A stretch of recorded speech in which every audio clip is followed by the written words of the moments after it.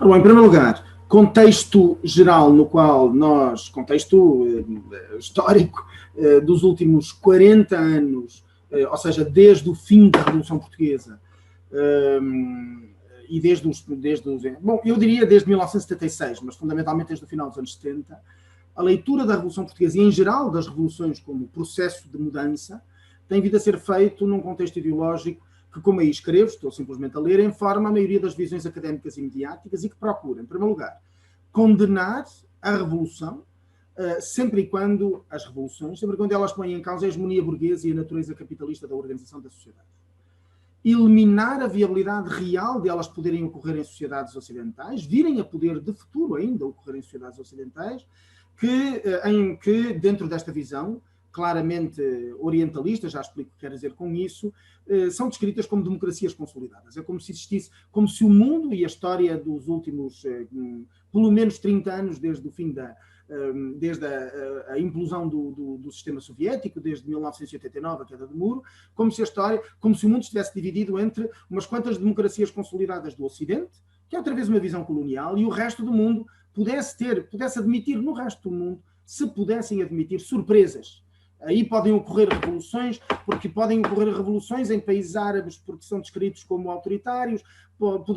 podem ocorrer revoluções em várias ex-repúblicas soviéticas, porque são descritas como estando na dependência de Moscou, e portanto é muito bom que haja revoluções aí, sempre e quando não ponha em causa que a economia que vamos criar ou que já está criada e não deve ser alterada é de natureza capitalista, e é compreensível, abre aspas, com muito paternalismo nesta afirmação, e é compreensível que possa haver processos de ruptura de natureza mais ou menos revolucionária, entendendo-se a revolução sempre no plano político e muito menos no social e no económico, noutras partes do mundo. Mas a revolução é descrita como sendo inadmissível, inconcebível já, para a generalidade dos países do Ocidente, e esses são, evidentemente, os da Europa e os das Américas em geral. Em terceiro lugar, elas são, por isso mesmo estava aqui a dizer, são consideradas modalidades exóticas, orientalizadas, para quem não está familiarizado bom, neste caso, o particípio, o adjetivo. Faço referência ao orientalismo do Eduardo Said e faço uma extrapolação da tese do Eduardo Said sobre a forma como o Ocidente encara o mundo árabe, descrito desde o século XVIII como Oriente, e nessa forma nós podemos ampliar a aplicação deste conceito para a forma como no Ocidente se encara de forma colonial ou neocolonial, se encara o resto do mundo não ocidental. E, portanto, aí, nesse mundo não ocidental, é admissível que se possam ainda vir a fazer revoluções, porque, ainda que elas possam ser consideradas formas arcaicas, porque de ruptura, porque, em muitos casos, violentas de mudança política, e são imediatamente esses processos revolucionários considerados totalitários, com muitas aspas aqui, sempre e quando incorrerem naquilo que é pôr em causa a hegemonia burguesa, se ela já existe, pôr em causa a natureza capitalista da organização da sociedade. A visão, a leitura que em Portugal maioritariamente se faz da Revolução de 25 de Abril é, portanto, ambígua, do ponto de vista, é verdade que o Estado e as suas políticas de memória relativamente à Revolução, nomeadamente aquelas que têm a ver com a própria educação, o que é que se ensina nas escolas sobre a Revolução de 25 de Abril, fazem uma explicação positiva do derrubo do regime autoritário, mas maioritariamente ou insinuam ou diretamente condenam toda a dimensão socialista da Revolução Portuguesa. É como se ela só fosse boa até ao dia 25, até à madrugada de 25 para 26 de abril de 74. Ela está muito bem na madrugada de 24 e 25 de abril, porque ela derrubou uma ditadura, e é verdade, nem as direitas clássicas dos nossos dias, o que é o equivalente ao PSD e ao CDS, fazem abertamente, fazem subterraneamente sim, mas fazem hoje abertamente um elogio da ditadura salazarista. Não fazem. Ainda que uma grande parte daqueles que se sentem representados pelas direitas, evidentemente se sintam claramente identificados com o Estado Novo. Mas a tese dominante à direita, e até praticamente aos nossos dias, pelo menos até ao final dos anos 90, pelos setores, os intelectuais, os média, o discurso político mais ou menos ligado ao Partido Socialista, ou à área da social-democracia em Portugal, faça uma descrição negativa de todo o processo revolucionário até ao dia 25 de novembro de 1975. Ora bem, em segundo lugar, vamos ver se isto muda. Esta apresentação, eu devia ter feito um PDF disto, pronto, mas está. Eu vou expor aqui 3 brevíssimas teses sobre a Revolução. Manel, desculpa. Diz. Nós continuamos a ver o primeiro slide. Vocês não veem nenhuma mudança neste momento? Não, continuamos com o primeiro, a capa. Ok, eu julgava que eu estava a ler... Ora bom, vamos fazer uma coisa rápida. Eu vou passar, deem-me um segundo. Eu vou fazer aqui o stop share. E... Ok. Deem-me um segundo para eu passar isto para um PDF, que é seguramente... Força.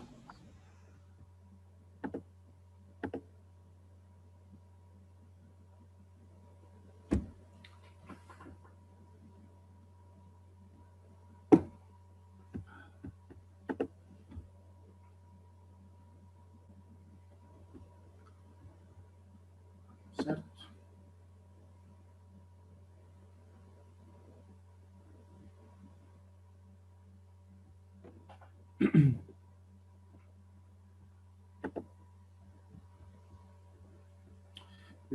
Deixa-me ver se eu já tenho o PDF feito, ainda não abriu.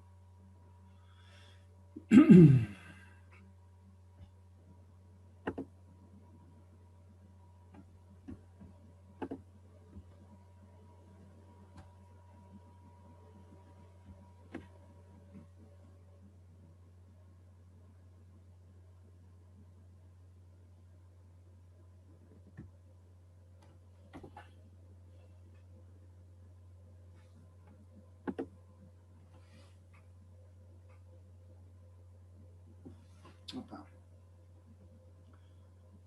Se isto demorar mais tempo, eu acho que vou desistir. Como sabem, nestas situações o Zoom ocupa imensa memória e depois torna tudo mais grande. É simplesmente isso. Okay.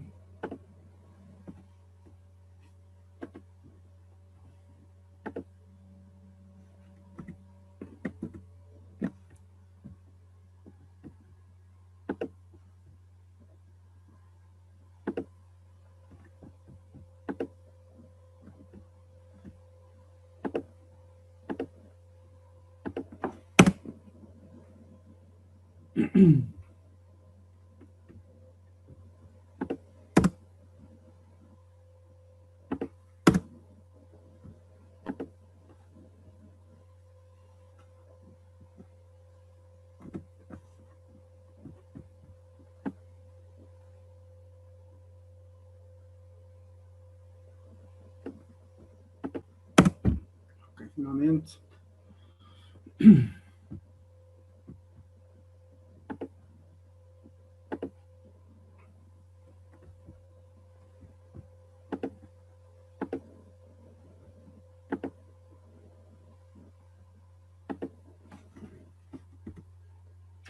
Este foi o primeiro slide que eu estava a mostrar e julgava que vocês também o estavam a ler, e agora um segundo sobre, portanto, 3 rápidas teses sobre o que eu entendo ser a Revolução Portuguesa. Em primeiro lugar, ela é uma Revolução Portuguesa. Ela é portuguesa. Há, em todas as situações, em todos os contextos revolucionários, faz-se sempre uma insinuação sobre a natureza estranha, estrangeira, alienígena dos processos revolucionários. Não é? Nas leituras, evidentemente, reacionárias. Agora,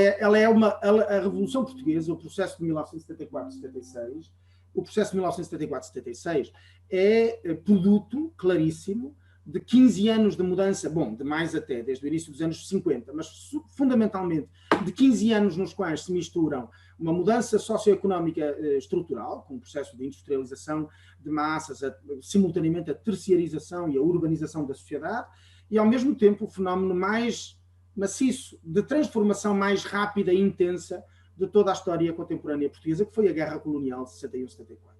Ela produziu uma repolitização da sociedade e, portanto, se é verdade que devemos incluir, como direi a seguir, a Revolução de 74-76 no contexto do pós-68, é a politização evidente de todo o Ocidente, depois de se ter politizado o mundo afroasiático. Nos anos 60, o Ocidente colonizador aprendeu muitas lições e foi obrigado a aprender muitas lições pelo mundo afroasiático. mas 74, 76 em Portugal é produto de um processo interior, interno, que evidentemente tem nos anos 60 portugueses marcados pela guerra colonial e pela forçosa repolitização da sociedade, que tem aí o seu ponto de viragem. É, além do mais, uma revolução também da sua época, e é explicável pela história dos anos 70, ou pela experiência histórica dos anos 70, e nesse sentido, ela, como eu dizia, ela é um fruto relativamente indireto, não vou dizer remoto, porque são 6 anos de diferença, de 68, mas, sobretudo, reparem, ela é contemporânea do fim, mas em todo caso quase contemporânea do processo da Unidade Popular Chilena, a fotografia de Salvador Allende em cima, de um fenómeno único no processo, por exemplo, de uma das esquerdas mais marcantes para o processo, para a experiência portuguesa, que foi a francesa, a primeira vez de uma tentativa desde 1936, ou melhor, desde 1947, do pós-Segunda Guerra Mundial,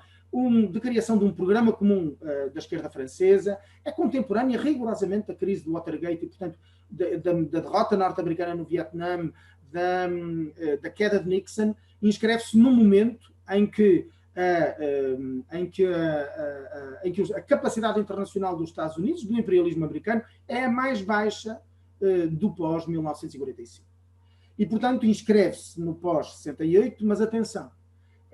a Revolução Portuguesa, em minha opinião, é a fase final do grande impulso progressista que se desenvolveu desde o fim da Segunda Guerra Mundial.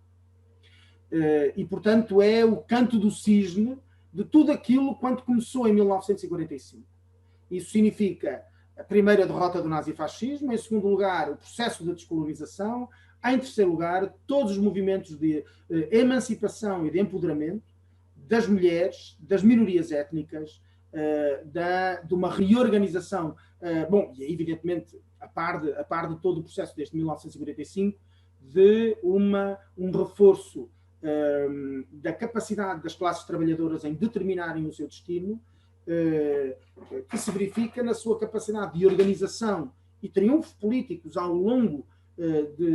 destes 30 anos, entre os 45 e meados dos anos 70, e, no caso do mundo capitalista, o facto de elas terem conseguido impor como modelo de estabilização social e política o estado de bem-estar social que transformou, sabemos, as relações sociais nas economias capitalistas. A fotografia de baixo já agora é a entrada de um tanque vietnamita na embaixada norte-americana em Saigão, antiga capital do Vietnã do Sul. E aqui, por último, a questão que eu coloco para lhe dar uma resposta negativa: aqueles que sustentam que o 25 de Abril é, portanto, o arranque de uma terceira vaga democratizadora, a famosa tese do Huntington, tendo aberto caminho à Grécia em 74, à Espanha em 76, 78, à América Latina, o processo, portanto, de transição democrática em Espanha em 76, 78, aos processos de transição pós-autoritária na América Latina dos anos 80, 90, ou pós-comunista na Europa centro-oriental e na União Soviética nos anos de 89, 91, em minha opinião, não. A Revolução Portuguesa não abre caminho a nada disto. A Revolução Portuguesa foi a última das revoluções socialistas europeias. Abre caminho à desestabilização do autoritarismo no sul da Europa, não tenho dúvidas. Isso é verdade. Mas nem a transição democrática espanhola, nem a transição democrática grega, em momento algum, de forma consequente, se pôs em causa a natureza capitalista das relações de produção, se avançou numa direção minimamente socialista daquelas sociedades. E, portanto, para fazer uma pergunta mais ou menos irónica, integra-se a última revolução socialista do século XX europeu no mesmo ciclo histórico do Sindicato de Solidariedade Polaco, e aqui temos Lech Wałęsa com o Papa João Paulo II, o mais reacionário dos papas desde 1958, desde que João XXIII chegou ao poder no Vaticano, ou com os nacionalismos pós-jugoslavos e pós-soviéticos, ou com o modelo de transição democrática chilena, no qual o representante da oposição moderada democrática terá que conviver durante mais de uma dezena de anos com o ditador como chefe de Estado-Maior-General das Forças Armadas, com Augusto Pinochet. São ciclos diferentes. A Revolução Portuguesa fecha 30 anos de um ciclo progressista da história do mundo. Vou agora entrar muito brevemente nas grandes discussões sobre, desde há mais de 40 anos, sobre o que foi a Revolução, e a primeira das discussões é se houve uma hegemonia militar ou se houve uma subalternidade civil. Perdão, e se, portanto, houve uma subalternidade civil no processo revolucionário, ou se o confronto entre as esquerdas político-militares divididas entre o PCP e os seus aliados, o COPCON, o Comando Operacional do Continente, dirigido por Otelo Sarava de Carvalho, e os setores que designarei como, maoístas, inevitavelmente este conceito é perfeitamente aplicável. E os setores da área do guevarismo, herdeiros dos católicos progressistas dos anos 60, que em alguns casos, brigadas revolucionárias, uma parte da LUAR, entraram na luta armada no final dos anos 60, início dos anos 70, e que estavam disponíveis aquilo que no período revolucionário se tendem a designar como os socialistas populares. E dois setores aí importantes e numericamente importantes: a Frente Socialista Popular, de Manuel Serra, uma cisão pela esquerda do Partido Socialista, mas um histórico da oposição desde o final dos anos 50, e um movimento da esquerda socialista que teve, entre outras referências, Jorge Sampaio. E finalmente, um terceiro setor das esquerdas político-militares, o setor os outros maoístas, que não se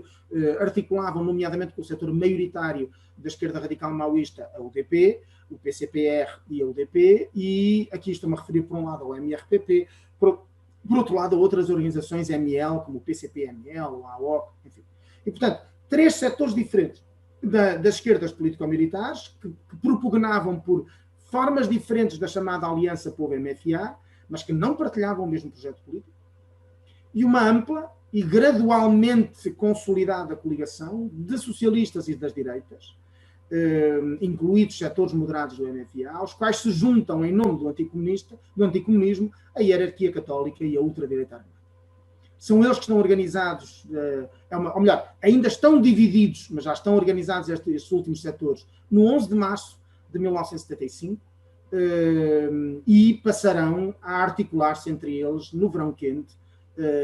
no derrubo de Vasconcelos no fim de agosto de 1975, na criação do governo Pinheiro de Azevedo, na mudança de quase todas as chefias militares nas mãos da esquerda militar, com exceção da de Otelo Sarava de Carvalho à frente do COPCON, e finalmente na organização do 25 de novembro. Esta discussão da hegemonia militar e de se há hegemonia militar, se há subalternidade civil, pode ser perfeitamente superada com a ideia de que é verdade que os militares, em particular o MFA, permanecem responsáveis formais do processo de mudança de regime. São militares que dirigem 5 dos 6 governos provisórios, salvo o primeiro, de Adelino da Palma Carlos. São 2 militares que dirigem a presidência da República, portanto, os outros 2 militares, agora como primeiro-ministros, Vasconcelos e Pinheiro de Azevedo, são militares que estão à frente da chefia do Estado, primeiro António de Spínola, depois Costa Gomes. Esta é uma sociedade, a sociedade portuguesa há tantos militares, há tantos jovens organizados dentro das Forças Armadas, ou seja, recrutados, conscritos dentro das Forças Armadas. Há qualquer coisa como 180 mil, 200 mil homens em armas neste período, que são herdeiros do esforço de guerra, da guerra colonial, que evidentemente as Forças Armadas portuguesas tinham uma dimensão, eu não sei se lhe chamar democrática, muito mais representativa, pelo menos no conjunto da sociedade, do que evidentemente acontece nos nossos dias. Isto significa que as Forças Armadas são perpassadas pelas mesmas divisões internas, pelo mesmo pluralismo que a própria sociedade está evidentemente dividida. E, portanto, nesse sentido, é verdade que os partidos políticos em geral, os movimentos sindicais, as instituições tradicionais, conseguiram condicionar decisivamente o processo político, em muitos casos tendo que forçosamente passar, para conseguir essa influência, passar por conquistar influência, disputar a hegemonia no interior do movimento das Forças Armadas. Por outro lado, há quem sobrevalorize, eu não sou dos que o faço, a influência das duas superpotências e da própria China e de alguns dos aliados na Guerra Fria, a Grã-Bretanha, a Alemanha Ocidental, a França, a Espanha de um lado, Cuba em Angola do outro, a forma como, digamos assim, os atores da Guerra Fria podem ter influído dentro de todo o processo revolucionário, que influíram, não há dúvida nenhuma, que a sua influência tenha sido decisiva para o epílogo da Revolução, sobretudo para o 25 de novembro de 1975 e para a aprovação da Constituição em abril de 1976, e dessa forma, formalmente, pelo menos, encerramos o processo revolucionário e abrimos a democracia constitucional. Nesse sentido, eu não tenho dúvidas que, não, ou melhor, não tenho dúvidas, não creio, é melhor formulá-lo desta forma, não creio que a ingerência internacional tenha sido decisiva no processo político português. Recordemos que o país, que não há uma revolução, há pelo menos duas, para não dizer há várias, evidentemente, porque o país está claramente dividido em dois na revolução. No sul, o sul da grande propriedade alentejana e ribatejana, o sul da área metropolitana de Lisboa, os fenómenos estão centrados na ocupação e na socialização da terra, num processo de ocupação de fábricas ou de pressão, ou de ocupação de fábricas, de empresas, de fuga de capitais, abandono dessas empresas, que multiplica ainda mais o processo de, portanto, tomada dos trabalhadores das próprias empresas e, portanto, enfim, de grande parte do tecido produtivo. E um fenómeno dessa forma também de entrada, de intervenção do Estado, não simplesmente pela nacionalização, isso é um processo posterior ao 11 de março de 1975, mas pela legalização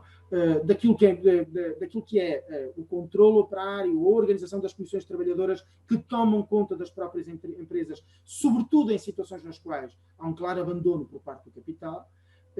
Isso é característico de todo o Sul, apenas de uma parte do Norte e Centro, e particularmente também o é em muitas empresas da área metropolitana do Porto e do eixo do têxtil, industrial do têxtil, de Braga, Guimarães, mas, evidentemente, o Norte e as ilhas, é preciso não esquecer, a resistência das elites locais conservadoras e da Igreja, um fenómeno de muito menor fuga de capitais para o estrangeiro e permite articular uma aliança que, a partir do final de 74 e início de 75, opera em grande força, mas particularmente a partir do 11 de março, mas já desde antes, em ataques permanentes às forças da esquerda revolucionária. Quer elas sejam a esquerda radical nas suas várias vertentes, e particularmente a UDP, os outros maoístas, muito minoritariamente os trotskistas, a Liga Comunista Internacionalista, peço desculpa, a LCI, de que depois sairá o PSR, que depois integrará o Bloco de Esquerda, é particularmente minoritária no processo revolucionário. Entre as outras forças da esquerda radical, obviamente, o próprio Partido Comunista, estou aqui a incluí-lo, e os setores dos chamados socialistas populares, e, portanto, a FSP, o MES, aquele que é o parceiro prioritário do Partido Comunista, mas com forte representação proporcionalmente eleitoral, que era o MDP-CDE, ou seja, os herdeiros das antigas comissões democráticas eleitorais, das eleições de 69 e 73, do marcelismo, que não integraram em 74 imediatamente o PCP, outros partidos da esquerda radical ou o próprio Partido Socialista. A partir da primavera de 75, o que se vive por todo o Norte e pelas ilhas é o terrorismo da extrema-direita. Mas um terrorismo armado da extrema-direita que produz, no mínimo, uma vintena de mortos, que se opõe radicalmente ao processo revolucionário, que intimida as forças de esquerda, os sindicatos, que interfere, portanto, nos resultados eleitorais das eleições de abril de 1975 em todos os distritos a norte do Tejo e nas ilhas, onde, não nos esqueçamos, com o apoio norte-americano, pelo menos no caso dos Açores, se organizam duas organizações separatistas, a FLA, Frente de Libertação dos Açores, e a FLAMA, a Frente de Libertação da Madeira. Detalhe curioso e evidentemente revelador, não nos esqueçamos os dois líderes do então PPD, Partido Popular Democrático, que virão a ser, em 1976, por longos anos, dirigentes do Governo Regional dos Açores, Mota Amaral, e da Madeira, Alberto João Jardim, assumiram, em determinado momento, claramente a sua ligação a estas organizações separatistas, assumindo, por exemplo, Mota Amaral ter feito os estatutos da Frente de Libertação dos Açores. Os governos de Alberto João Jardim tiveram vários operacionais no seu interior, sobretudo nos anos, a partir de 76, vários operacionais da antiga FLAM. Bom, para terminar, nestes casos aqui, ou melhor, nestas regiões do país, a maioria do país, de facto, os movimentos populares e os sindicatos desenvolvem processos de reivindicação social com menos apoio por parte do Estado revolucionário. Vamos ver se isto muda. Bom, obviamente a Revolução foi a descolonização e foi o fim do Império Português. Isto tem uma amplíssima repercussão. Para ser muito breve, vou passar já à frente. E com as minhas ideias finais, para permitir um debate amplo, as minhas ideias finais sobre o que é que foi a Revolução como, primeiro, modelo de democratização por ruptura. É este modelo que separa radicalmente o processo português de todos os processos de transição pactuada, acordada. Não há em Portugal um acordo entre uma parte autodenominada ou autopercepcionada, autodescrita, como uma parte liberal ou favorável a uma abertura liberalizadora da antiga, do regime que é derrubado. Não há, se quisermos, um marcelismo que negocia com setores da oposição para produzir uma transição. De resto, é muito discutível se em algum momento, por mais veleidades que o marcelismo no fim de 68 e início de 69 possa ter, se em algum momento, alguma vez o marcelismo foi isso, mas não foi seguramente logo desde 1970, quando volta de novo a repressão no campo sindical, no campo do mundo do trabalho, e se mantém intacta a opção pela guerra colonial, e, portanto, na inexistência de qualquer ponte possível entre, ou melhor, não sei se alguma ponte possível, era possível, entre, evidentemente, setores do marcelismo ou o próprio marcelismo e as novas direitas portuguesas, a ala liberal que dá origem ao PPD, setores do Partido Socialista que pudessem sentir-se, do futuro Partido Socialista de 73, que é a Ação Socialista Portuguesa até então, que se pudessem sentir minimamente disponíveis para acordos com o marcelismo. Mas, na ausência de qualquer processo verdadeiramente liberalizador ou de abertura por parte da ditadura, o que há com o derrubo por via militar do governo e, portanto, da ditadura portuguesa, é a criação de condições para uma ruptura, primeiro política, o desmantelamento do Estado autoritário e das suas instituições, e em segundo lugar, a descolonização, o avanço para o cessar-fogo e avanço para a negociação da transferência de soberania para os movimentos de libertação em África. E, em primeiro lugar. E, em segundo lugar, um processo de ruptura de natureza social, que é o derrubo, a substituição das elites políticas, económicas e sociais, que resulta, em grande parte, de outra forma não teria havido esse derrubo, pelas mudanças fundamentais na estrutura da propriedade e pela contestação direta da natureza capitalista da economia portuguesa, da economia portuguesa, ponto final. Por último, e eu creio que o Tomás o mencionou na sua apresentação, o momento de hegemonia ideológica de uma cultura emancipatória, anti-autoritária, antifascista e herdeira do antifascismo dos anos 30, dos anos 40, faz um discurso sobre a própria história da resistência portuguesa, articulada, é o tempo em que isso se faz, articulada com a resistência anticolonial dos movimentos de libertação, é no período da Revolução Portuguesa, que em Portugal, e não simplesmente nos novos Estados africanos, que em Portugal se assume que da mesma forma que foi tão central a resistência antifascista portuguesa para o derrube da ditadura, como foi a resistência dos movimentos de libertação. É depois de 1976, com uma nova narrativa, em minha opinião, lusotropical, sobre a descolonização e uma ideia de reconciliação, como se aqui não tivesse acontecido coisa alguma, que se deixa de dar o protagonismo, que historicamente é absolutamente merecido, aos movimentos de libertação, africanos, por terem obrigado, por terem criado as condições para a democratização em Portugal, ou seja, para a ruptura. E, evidentemente, não nos esqueçamos, é por isso que a Constituição tem a natureza que tem, ou pelo menos teve o texto que teve em 1976, a reivindicação absolutamente aberta de valores socialistas. E a tese, desde o final de 1974, que a democracia portuguesa seria uma democracia de natureza socialista. Essa tese é assumida por todo o conjunto da esquerda e chega a contaminar a tal ponto hegemónica uma grande parte das chamadas direitas democráticas, pelo facto de, como sabemos, suponho que sabem, não só o PPD, o PST a partir de 1976, não só o PPD votará em abril de 1976 a Constituição, como chega a propor para a redação do primeiro artigo da Constituição Portuguesa, não a menção de Portugal, de que Portugal é uma república empenhada na construção de uma sociedade sem classes, formulação que será adotada por PS, PCP, MDP e UDP, mas o PPD propõe até que a redação seja Portugal é uma república empenhada na construção de uma sociedade socialista. O CDS respondeu com uma proposta de artigo 1º da Constituição, no qual se dizia a construção do socialismo com cores portuguesas. Mas era socialista identicamente.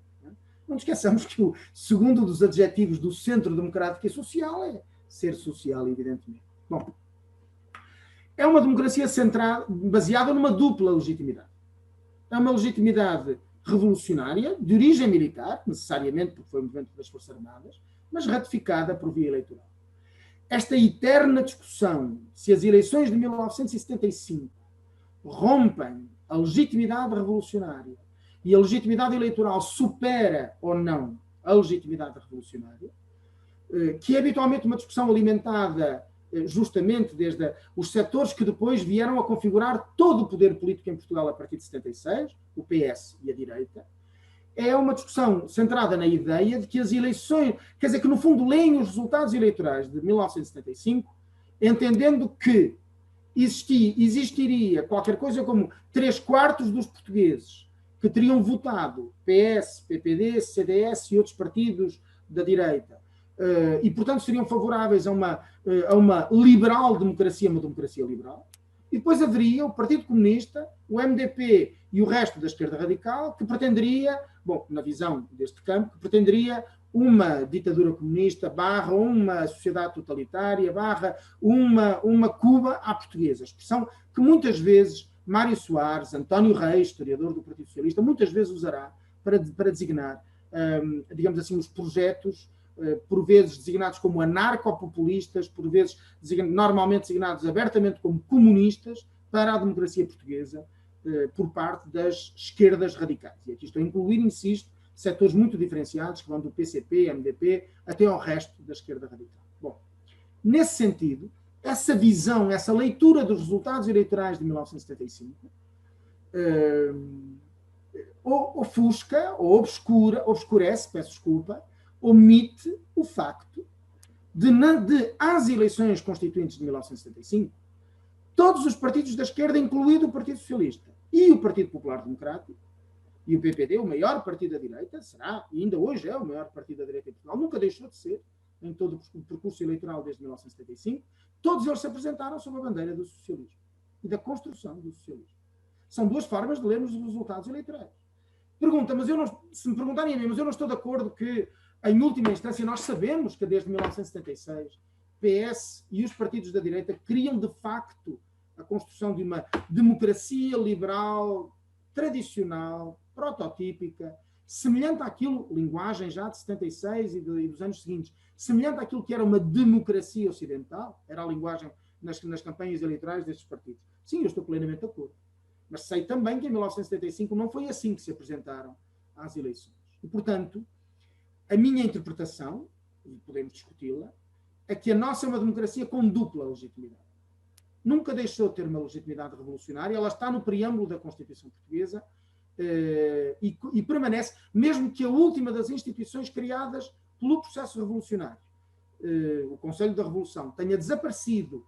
tenha sido dissolvido na revisão constitucional de 82, a nossa democracia é uma democracia legitimada por uma revolução. Isto é, pelo movimento militar que derrubou uma ditadura, que abre caminho a uma revolução, que criou o contexto dentro do qual a democracia portuguesa foi concebida. É aqui, o Tomás já citou a frase sem citar o autor, é aqui que o Fernando Rosas insistentemente diz: a democracia em Portugal não se fez apesar da Revolução, fez-se por causa da Revolução. A tese de que se fez apesar da Revolução é a tese daqueles que dizem que a democracia começou a ser configurada depois de 25 de novembro de 1975, e a tese de quem evidentemente diz ela é produto da Revolução, diz que ela começou a ser configurada a 25 de novembro de 1974, tem toda a marca do processo revolucionário de 75 e tem, finalmente, e ela está marcada, na Constituição de 1976. Não esqueçamos, aprovada por um amplíssimo consenso constitucional, e para constitucional, se integrarmos nela a legislação económica essencial do período revolucionário, se nos perguntarmos quem aprovou Constituição e nacionalizações, não esqueçamos, foi tudo do PPD para a esquerda. Tudo. Só o CDS, com 7% dos votos nas eleições de 75 e 16 dos 250 deputados, é que votará contra a Constituição Portuguesa. A Constituição da República Portuguesa não é uma imposição do PCP, do MDP-CDE e da UDP aos outros partidos. Não é. Partidos que no seu conjunto não dispunham mais de qualquer coisa como uns 16%, 16, 17% do conjunto dos deputados. Tinha mais votos, considerando o resto da chamada extrema-esquerda, mas era a representação que tinha. E termino com, creio que é o último, o nosso foi um processo político excepcional, abriu a crise mais profunda das formas tradicionais do Estado moderno português, incluído, evidentemente, provocou o final da sua dimensão colonial. Não nos esqueçamos que era amplíssimo o consenso, quase transideológico e sobretudo, interclassista, o consenso português em torno do colonialismo e do caráter intrínseco do colonialismo português. Não há Portugal se não houver dimensão colonial. Era a tese que vai desde a ultradireita à direita do salazarismo. Os salazaristas, obviamente, são eles próprios ultradireita também. Todas as direitas tradicionais, os republicanos, a social-democracia, até pelo menos 1961. E este foi um processo sustentado num grau de participação política sem paralelo até hoje na história portuguesa. É uma ruptura feita com armas, mas com um grau comparativamente muito baixo de violência. Numa sociedade em armas, em que há 200 mil soldados em vias de desmobilização, ou melhor, foram desmobilizados da África, mas permanecem dentro do serviço militar, da estrutura militar. De uma estrutura militar, já sabemos, democratizada, com eleições para delegados de soldados, sargentos, de oficiais, etc. Com organizações políticas armadas, com terrorismo da ultradireita, com uma situação de tensão política muito elevada, quase 500 mil de colonos a retornarem, na maioria, profundamente ressentidos com o processo da democratização, este país nunca resvalou para a guerra civil.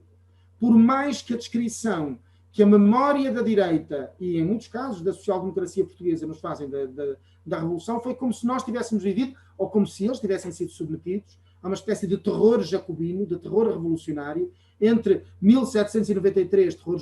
jacobino em França, ou 1918, 1920, guerra civil russa. Tese de que a democracia é como se a Revolução Portuguesa tivesse sido uma revolução violenta. Quando houve violência, foi a direita que a provocou. E, nesse sentido, é também e termino com isto, este é um dos motivos pelos quais a memória positiva do processo democratizador português pode ser adotado por um amplíssimo, dentro se vocês quiserem, a moral política dos últimos 30 anos, pode ser adotado por uma parte muito maioritária da sociedade portuguesa, justamente porque, ao contrário de outros processos revolucionários, ela não envolveu, a Revolução não envolveu processos, ou evitou, e evitou bem, processos de violência, ou processos políticos, enfim,